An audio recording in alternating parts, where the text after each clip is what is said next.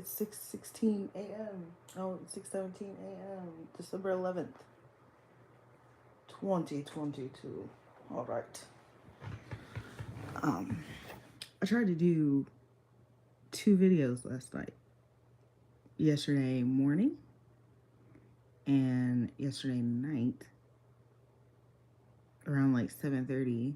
I even named it Thoughts Before I Close My Eyes, but I didn't end up going to bed until well after midnight. Aaron was very awake. That happens sometimes.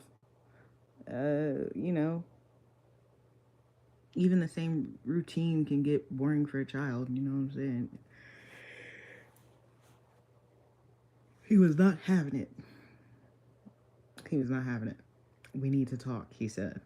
I was like, all right. So we talked. I don't even remember what we talked about. I was so exhausted. Oh, then we went downstairs and had a midnight snack, and then he went to sleep. All right. So, I have bullet points for today's topics. All right. So we're gonna start with the first one, which is what I was trying to talk about yesterday. I don't really pay attention to the news, but I happened to catch a like somebody's breakdown of what's going on with Balenciaga, and one thing that I never noticed in the headlines or anything like that, they're really outraged about the children, um, and the material that was placed with them, but the most startling thing for me was Bale or Ball is how they're pronouncing it. I pronounce it Bale. Okay. What is Bale? Who is Bale? Bale is what? The Lord of the Flies, right? So apparently there was some, how they have the Balenciaga tape. Well, there was some that was misspelled as Baal Balenciaga. All right.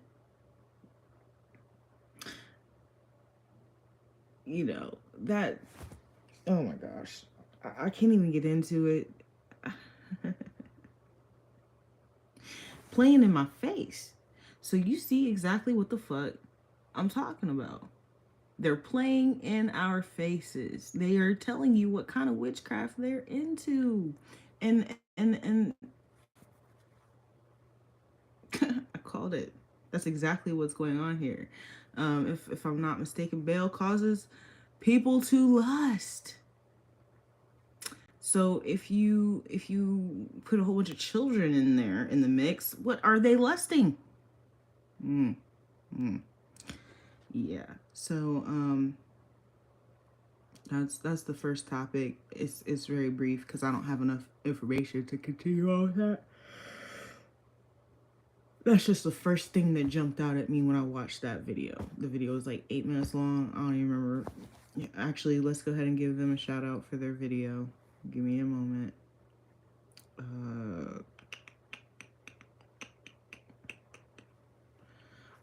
The reason I don't pay attention to the media is because none, in the grand scheme, none of it matters. As long as you are doing your part and you're telling the truth and stuff like that, that's all that matters. There's nothing that I can do myself for Balenciaga. I am not a patron of Balenciaga, etc., etc., but I can tell you I've already spoken on The Lord of the Flies.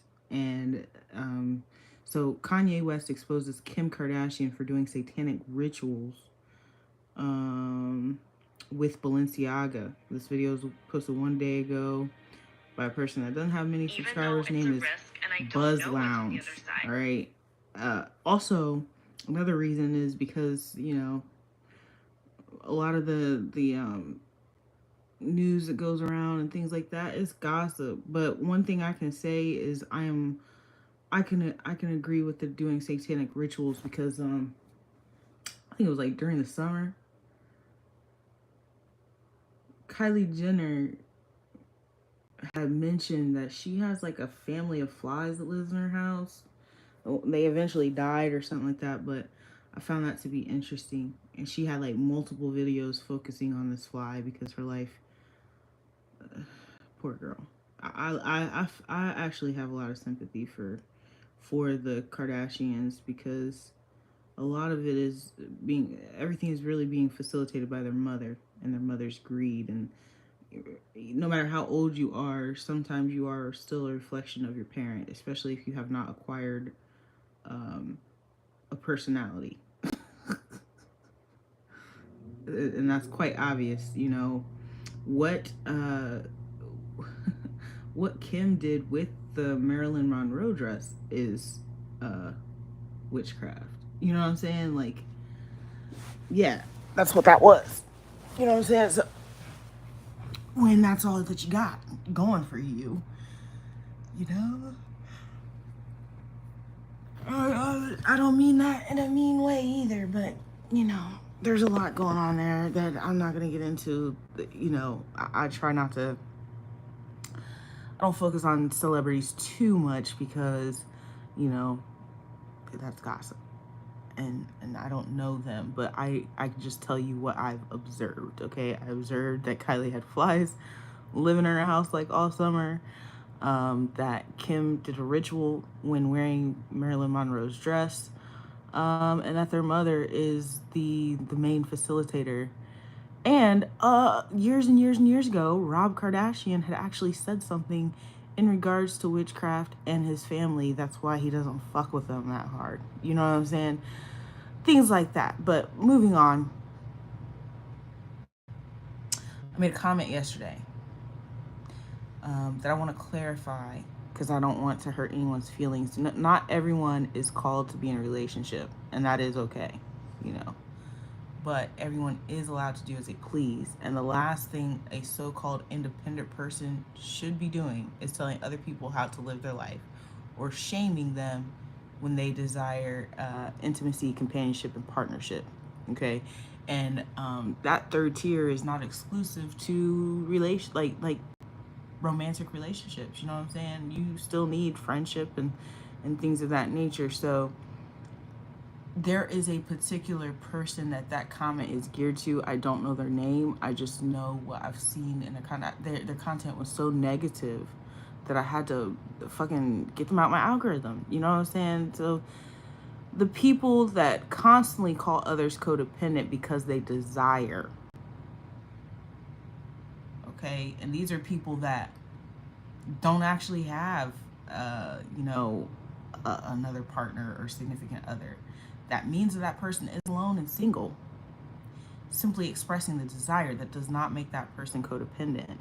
And the person that's calling them codependent is insecure, quite miserable alone, and trying to convince others to be alone because they are actively sabotaging and devaluing others. Okay, so that's the type of person I'm talking about. Okay, because everybody is allowed to do with what they want. It's those people that are by themselves, and they hate it.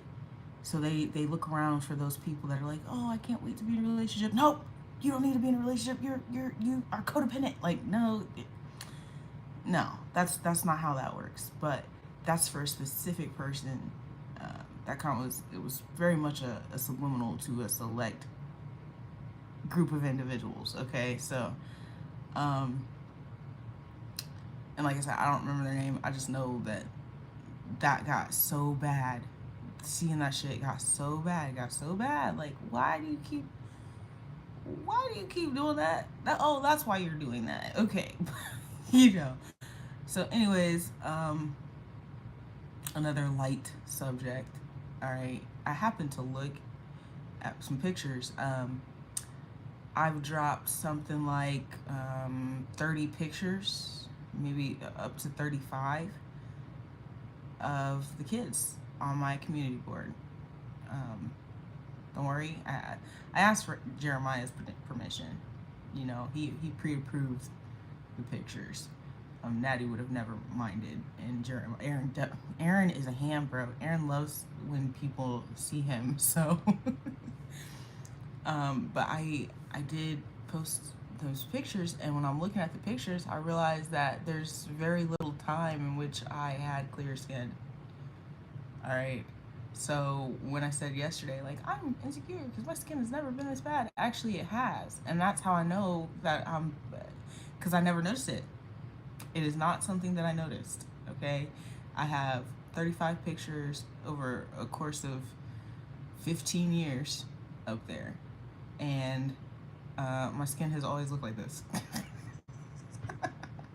It was worse after pregnancy, like worse during pregnancy, but ultimately it has always looked like this. And for me to be like, oh, it's only bad when I'm pregnant, means that I never really notice it. And so I'm very much experiencing insecurity now. Like, it's something that I notice. Like, I look on the camera, I look in the mirror, and I actively see it where I did not see it before. And I find that to be weird. Like, where did that come from? And so, in 2020, I had like a brief clearing on my forehead, but it's still really heavy on my cheeks. And, you know, where the fuck did this come from? I don't know. I don't know. And by the way, I also posted a short of Jeremiah with his siblings, and it's just funny because that's the most likes I've ever got. I've never gotten that many likes on any video. He's so precious. I text him like, look, they like you. They really, really like you. So those are the lighthearted things. But let's get into one of the main topic this morning. Um, and this is admittedly inspired by LaRasha loosely. I heard another reading. Lately, your titles have been very captivating. Okay, so it was about the Galactic Confederation, and that that got my attention. So when I go listen to it, a comment was made about Mary Magdalene. Um, what you said uh, about her being a prostitute, that is actually one of the biggest rumors ever about Mary Magdalene, ironically. But that's what a lot of people's understanding is. The Catholic Church, the Catholic Church slandered her. There was a pope that combined multiple stories of women within the New Testament and made them all about Mary Magdalene. Mary Magdalene, if specifically, has never been considered anyone that has sin. All right. Um, so let me see if I can get this article pulled up. All right. You're and not only that, you're also important because I heard a reading where you had a card that said that men are programmed to harm women. They did it via this right here. I mean, there's other ways that programming happened, but by saying that Mary Magdalene was a prostitute, um, it was a way to persuade chastity out of believers and a way to condition people, because if the closest person to Jesus was a woman and she happened to be a prostitute, it kind of like keeps that the rhetoric that men are the enlightened ones, men are the sacred ones, men have more control than women in regards to their lust issues, right? So you know, I think in my Bible it says that Mary Magdalene was healed from the seven deadly sins, but that is an NIV. NIV is interesting because the NIV has translations that no other Bibles have. Like the I mentioned in Numbers that there was a spell done to cause miscarriage. NIV is the only one that depicts it that way, and but it clearly shows that it's a spell. You know what I'm saying? So um let me see here.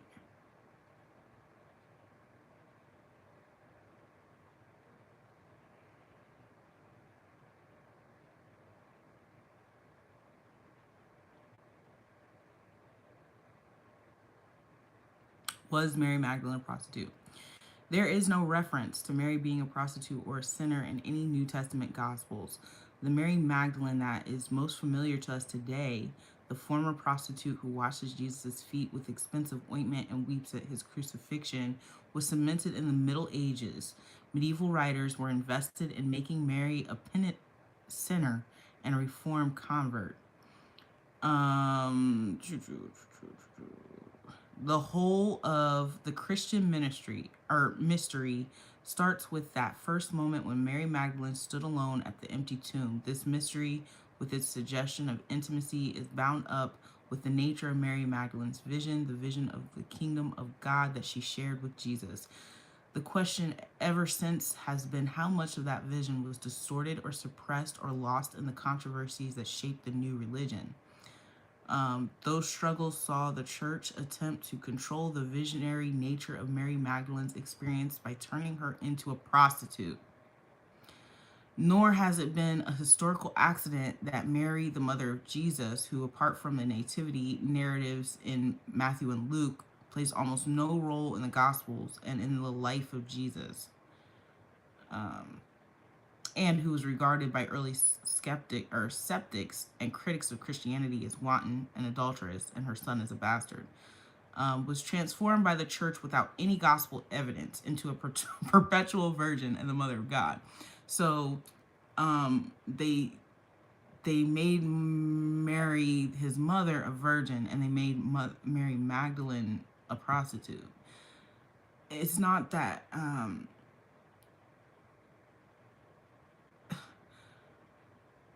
it, it's so deep. Oh my God. So the Vatican made discrete alterations to the Latin Mass in 1969. Until then, the reading for the Feast of Day of Mary Magdalene on July 22nd was from chapter 7 of the Gospel of Luke, in which an unnamed woman enters the house where Jesus is, a diner, and abases herself to him, washing his feet with her tears and wiping them dry with her hair. And he said unto her, thy sins are forgiven. That is not Mary Magdalene. The story was replaced in 1969 by a very different reading, this time from chapter 20 from the Gospel of John, in which Jesus reveals himself first to Mary Magdalene at the church.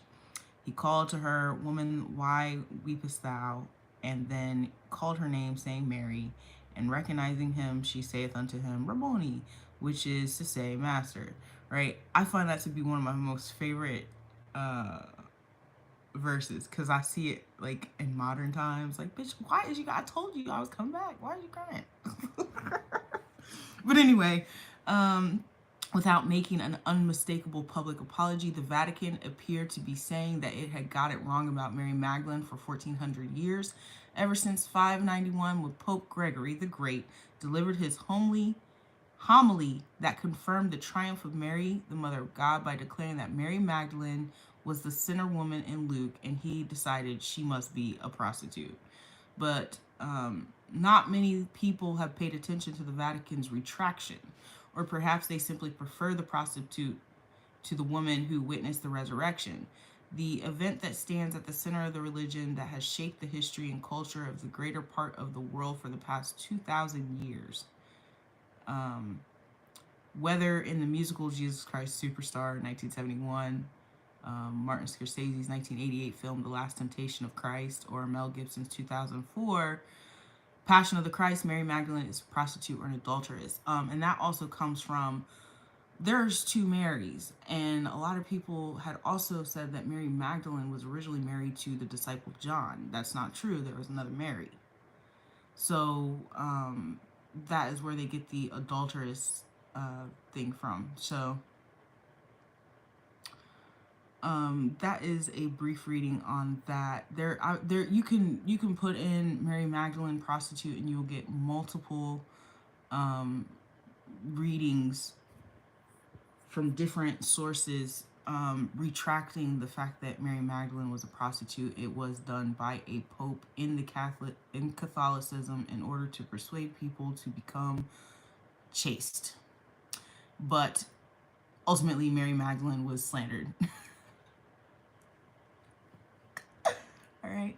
So, I'm not saying that, but if that's how it's been, then in Christianity, you have a whole bunch of people following that, where the closest woman to Jesus was a prostitute. It ultimately it kind of programs you to think that all women are sexually immoral. You know what I'm saying? If Jesus had to deliver this woman, who was apparently famous. So I'm gonna read one more. USCatholic.org. Who framed Mary Magdalene? Um, the other one, oh, I'm sorry. The other one was from historyextra.com. And I was trying to find the one that I originally read. I read this years ago, and I couldn't find it because more and more, this one right here was written in 2016 though. But let me see here. The first to witness the resurrection, as all four Gospels writers agree, was a woman whose name and reputation have become so misunderstood, so misinterpreted, and misconstrued over the centuries that she is more commonly, though erroneously, remembered as a prostitute than as the first or the faithful first bearer of the good news. What did I say about gospel? What did I? Anyways, that woman is Mary of Magdala, and finally, her centuries-old case of mistaken identity is being rectified. Now, that scripture scholars have debunked the myth that she is, and the infamous repentant sinner who wiped Jesus' feet with her tears are one and the same woman. Word is trickling down that Mary Magdalene's penitent prostitute label was a misnomer. Instead, her true biblical portrait is being resurrected, and this apostle to the apostles is finally taking her rightful place in history as a beloved disciple of Jesus and prominent early church leader. We're trying to right a 2,000-year-old wrong, says Christine Schenk, executive director of Future Church, a Cincinnati-based church reform organization that launched nationwide observances of Mary Magdalene's feast day 2 years ago, July 22nd, 2014.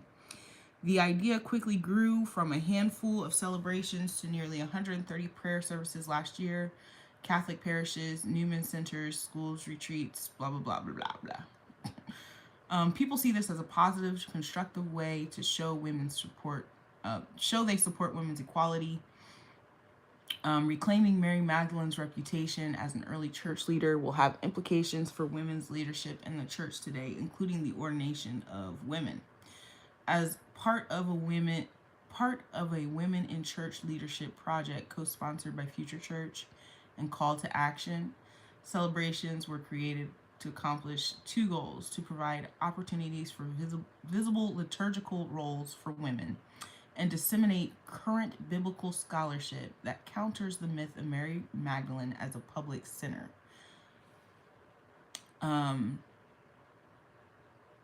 Many cradle Catholics are shocked to learn that there is no biblical evidence that Mary of Magdala was a prostitute or a public sinner.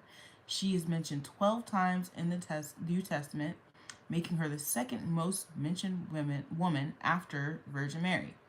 Most references are found in the crucifixion and empty tomb narratives, where she is portrayed as a loyal disciple at the foot of the cross and as one of the first witnesses to the resurrection. Unlike other women in the Bible, Mary Magdala is not identified in relation to another person. She is not anyone's mother, wife, or sister. Instead, she is called Mary Magdala, a title that implies some prominence in the city. And that is not true. That one's not true. She's Lazarus' sister.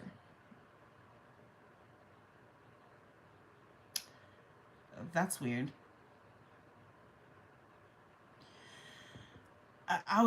It's funny because she's Lazarus' sister, and she is actually the reason behind the shortest verse in the Bible, which is Jesus wept. He approached her and her sister, Martha. So weird. Why would they say that? These people don't know what the fuck they're talking about, do they? I can tell you that I've read, and she's not the prostitute. Okay, she's a completely different individual. But in regards to being someone's sister, she's Martha and Lazarus's siblings. And when she approached Jesus and she was crying, is what made Jesus cry. So anyway, she left her home to follow Jesus, and it is believed that she, among several well-off independent women, financially supported Jesus' ministry.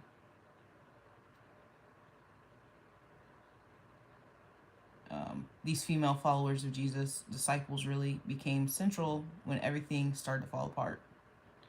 While others fled, the women were faithful, and they were led by Mary of Magdala. All right, so I'm not going to continue reading this because they messed up. I don't know. Perhaps the Catholic Bible is different, because I do realize that a lot of Bibles have different translations and miss things or add things. So perhaps they don't know that. She's actually, wait a minute. Now I gotta do some more research, because actually, now that I think about it, I think the other Mary is the. Hold on, we could just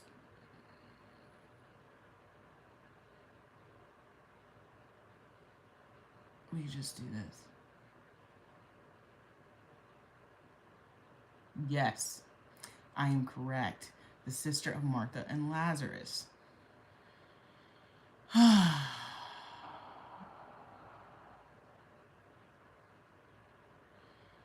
Wow, they really messed that up.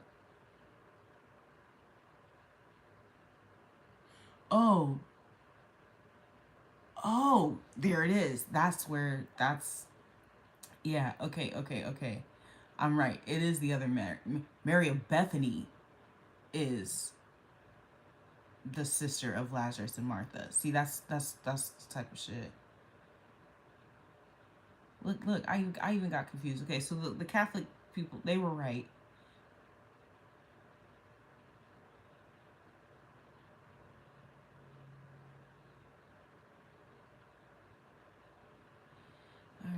Once Martha is added to the story, Lazarus and Mary. I'm gonna have to do some more research on that. But one thing is clear, is that they are trying to vindicate Mary Magdalene as a prostitute. Imagine that. Imagine that. Imagine that. But I'm gonna have to do some more research to figure out which Mary is the sister of Martha. Because what I'm looking at here, it says Mary of Bethany. Okay, Mary Magdalene is from Magdala, so she can't be of Bethany. And that would be where the discrepancy is, because Mary of Bethany would have been the got it. Doppelgangers everywhere. Okay, but either way, yeah, they're trying to those small indiscrepancies there are why people have like this whole belief system in regards to sexual immorality and redemption. Check. I did my hair finally. Okay, so maybe I should have read more, but that's my thoughts upon waking today. Okay, thoughts upon opening my eyes is Mary Magdalene was not a prostitute, but a lot of people hold that, and a lot of people haven't gotten the memo yet. So it's interesting to see that a lot of people have not got the memo yet, that the Catholic Church is who started that, and the Catholic Church is who's trying to clean that up now. It was likely Mary of Bethany, who is not Mary of Magdalene. All right, Magdala rather, and remember, Magdala means tower. Y'all have a wonderful morning.